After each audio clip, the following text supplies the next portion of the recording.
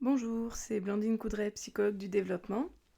J'ai créé Scriboupsy pour vous permettre de gérer vos dossiers patients plus sereinement, sans prise de tête. Voilà, donc je suis ravie de vous accueillir dans cette première vidéo de formation qui va vous permettre de comprendre un peu comment fonctionnent les suivis pour une personne, suivi de groupe, suivi de couple, suivi de famille. Voilà, on va commencer par là. Alors c'est parti, donc déjà on va créer un suivi individuel, ce qui est le plus courant. Donc on va cliquer sur nouveau suivi dans les onglets de gauche. Alors on va l'appeler Lucie, on va faire au hasard, Lucie,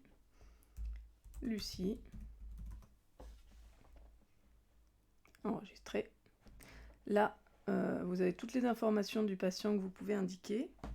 Donc du coup, on va mettre que Lucie, c'est une femme. Date de naissance, alors Lucie, elle est née le 20 janvier 2016.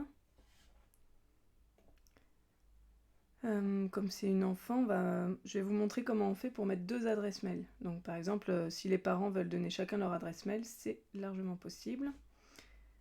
Alors là, vous mettez père@lucie.fr et vous pouvez indiquer en dessous à qui appartient le mail. Bon. Donc là, père. Voilà. Et ensuite, vous rajoutez l'adresse mail de la mère, mère@lucie.fr. Bon, évidemment, c'est pas des adresses mail qui existent. J'ai mis au hasard. Et par contre, j'indique que c'est l'adresse mail de la mère. Voilà, comme ça, on s'y retrouve. Ensuite, pour le numéro de téléphone, pareil, on peut indiquer plusieurs numéros. Voilà. Là, je vais faire au hasard, voilà, un numéro. Comme je vais en mettre qu'un, j'indique pas à qui ça appartient. Voilà, ce numéro de téléphone. Je mets une adresse.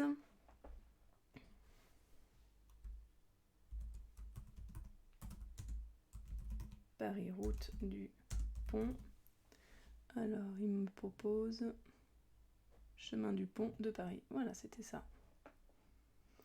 Sauvegarder. Toc. Terminé. Alors, là, on a la fiche complète de Lucie. Donc, s'il y a un seul patient dans votre suivi, vous pouvez cliquer sur continuer. S'il y en a d'autres, vous pouvez rajouter autant de patients qu'il y a dans ce suivi. Donc, si c'est un suivi de couple, de famille ou de groupe. Là, on est dans le cas d'un suivi individuel, donc je continue. Hop. Ensuite, s'affichent les types de suivi. Donc là, je vais choisir enfant, comme c'est une enfant. Voilà, j'enregistre le suivi. Je vous expliquerai un peu plus tard voilà, à quoi servent réellement les types de suivi. Ça sert à ranger dans les fiches suivies, mais aussi ça sert pour simplifier la facturation. Donc je vous expliquerai ça dans une prochaine vidéo. Alors, donc, là maintenant, on arrive dans la fiche de suivi de Lucie. On a déjà mis les informations, mais si par exemple on veut rajouter maintenant un autre numéro de téléphone, voilà. Finalement, le père veut aussi donner son numéro de téléphone. Voilà, c'est tout à fait possible. Hop, et là je précise père. Voilà. Donc on peut tout changer à tout moment, même le nom de famille, une personne qui se marie ou voilà. Je sais pas pour quelle raison il pourrait y avoir des changements, mais en tout cas c'est possible de tout modifier. L'adresse s'il y a un déménagement. On peut même modifier le type de suivi. Enfin voilà, on peut tout modifier. Là je vais démarrer une nouvelle séance juste pour vous montrer comment faire, mais on développera plus tard les nouvelles séances. Donc là, on est jeudi 26, 10h45. Ok, je démarre la séance. Voilà, et là on arrive dans la fiche de séance. Et pareil, dans la fiche de séance, vous pouvez aussi modifier les informations. Elles sont présentes là aussi, l'adresse, tout est présent. Les informations de la séance. Voilà, puis le reste, je vous détaillerai ça une autre fois. Donc on va retourner dans Continuer un suivi maintenant, pour montrer comment faire un suivi de couple. Alors, si jamais vous avez une question qui vous vient quand vous testez le logiciel, ou même quand vous connaissez bien le logiciel et qu'il y a un petit souci ou une suggestion, vous pouvez nous envoyer un message là sur la gauche. Il y a un petit onglet message et vous nous posez des questions, on est là pour répondre. Voilà. On sera ravis de vous répondre et de vous aider. Et du coup, là, on a mis le suivi de Lucie. Bon, là, il est indiqué en deuxième.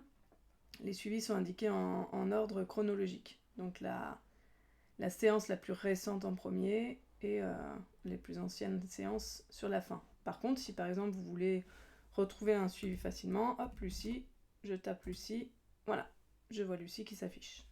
Si je veux voir tous mes suivis qui sont faits le 20 janvier, je tape 20 janvier. Et là, je vois tous les suivis que je vais faire le 20 janvier. Je peux relire du coup les séances, les écrits que j'ai effectués à cette journée-là. Voilà. Donc maintenant, on va démarrer un nouveau suivi de couple. Donc tout à l'heure, je vous ai montré que j'avais cliqué sur l'onglet Nouveau suivi à gauche. Et maintenant, je vais cliquer là sur Démarrer un nouveau suivi. C'est la même chose, c'est la même page qui s'affiche. Tac. Voilà. Toujours comme d'habitude, il faut indiquer nom, prénom.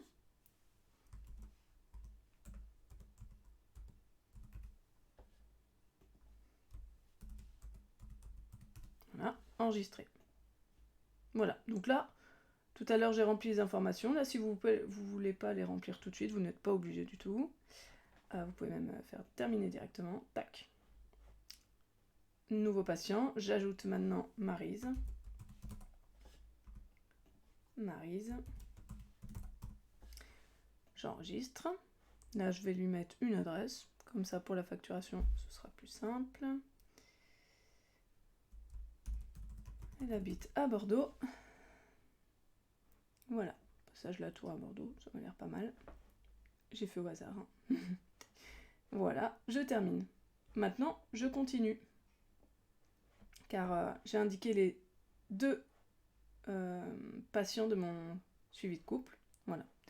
Donc du coup, je continue. Mais si c'est un suivi de famille, un suivi de groupe, vous pouvez ajouter autant de patients que vous le voulez en fait. Voilà. Donc je continue. Là, je choisis thérapie de couple. Et j'enregistre le suivi. Là, il me demande, l'ordinateur, enfin le logiciel, on vous demande